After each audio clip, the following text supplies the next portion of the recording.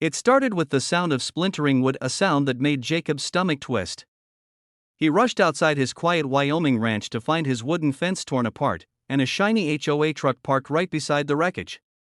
Standing there, clipboard in hand, was Karen, the head of the local homeowners association, claiming the fence violated community aesthetic rules. But Jacob wasn't just any ranch owner. This land had been in his family for 3 generations, every inch built through sweat and love. That fence wasn't decoration, it kept his bison herd safe. He asked calmly, "You're telling me you tore down my fence without warning?" Karen smiled that smug HOA smile. "We sent you 3 notices. Maybe check your mail more often." He hadn't received a single one. As the wind carried the dust across the open field, Jacob felt a mix of anger and disbelief. How could someone treat private land like this? That night, as he watched his bison wander too close to the road, an idea began forming, something bold, something that would make the HOA regret ever crossing him. But first, he needed proof. And patience. Because Jacob knew the best revenge is the one done by the book. The next morning, Jacob visited the HOA office, papers in hand, demanding a meeting. But Karen waved him off. "The decision's final," she said, tapping her manicured nails on the counter.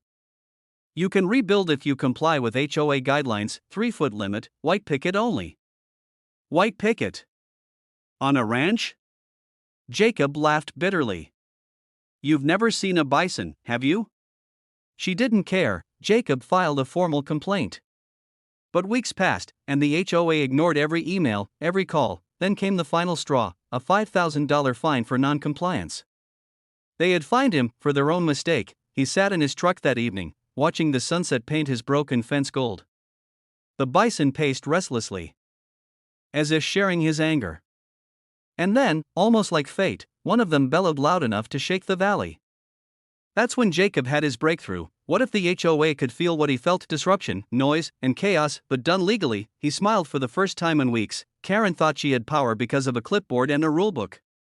But Jacob had something stronger, the truth. And 200 very loud, very legal bison. Jacob spent days researching, reading through every HOA bylaw and city ordinance. If he was going to fight back, he'd do it without breaking a single rule. What he found was shocking. The HOA had no jurisdiction over his outer pasture, where the fence had been destroyed. Technically, that area was under county land.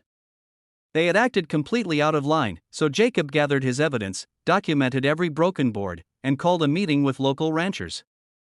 "They want to make examples of us," he said, "but let's remind them who really belongs here." Word spread fast.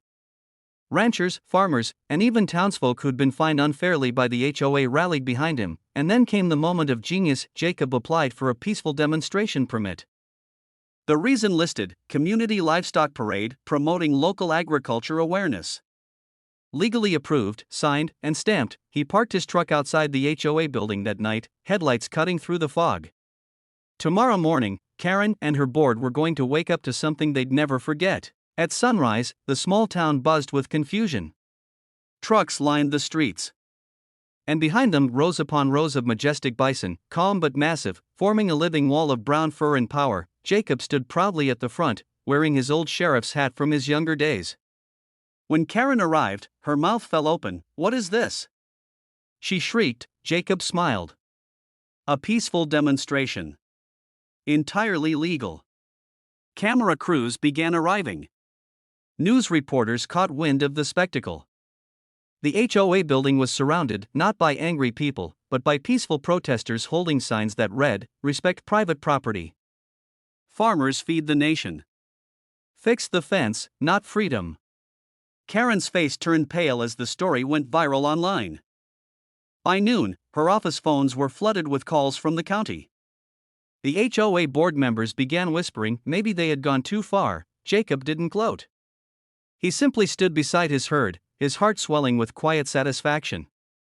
The message was clear: you don't trample a rancher's land without consequences. By afternoon, the protest had become a community event.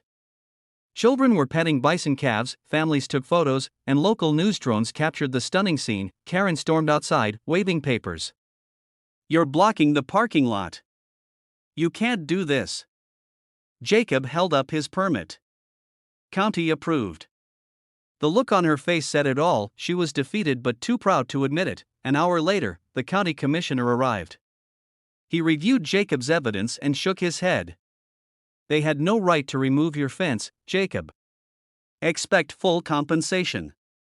The crowd erupted in applause. Karen turned red, muttering about miscommunication, but the damage was done. Jacob looked at her, not with anger, but calm resolve.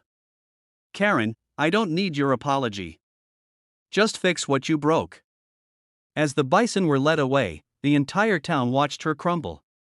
That moment became symbolic. The day one man stood up to the HOA machine and won, without a single shout or curse. A week later, contractors arrived at Jacob's ranch to rebuild the fence at the HOA's expense. He watched quietly as each post went into the ground, strong and straight, just like before. The new fence wasn't just wood and wire, it was a statement of respect. Karen resigned soon after, citing stress-related reasons. Rumor had it the HOA's funding took a serious hit after the viral protest. The county commissioner personally thanked Jacob for setting an example. You showed everyone that the law still means something. For the first time in months, Jacob felt peace return to his ranch.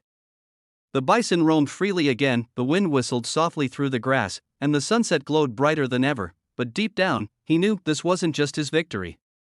It was every homeowner's silent dream that justice, when done right, can still roar louder than arrogance. Months later, Jacob received a letter from the HOA, but this time, it wasn't a fine. It was a formal apology, signed by every remaining member. They offered him an honorary seat on the new community advisory board. He smiled, shaking his head. Guess they finally learned who runs the land. He didn't take the seat. He didn't need to.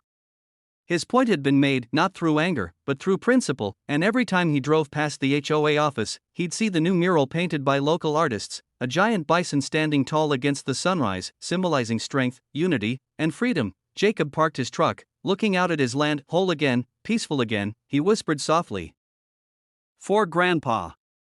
And for every rancher who refuses to bow."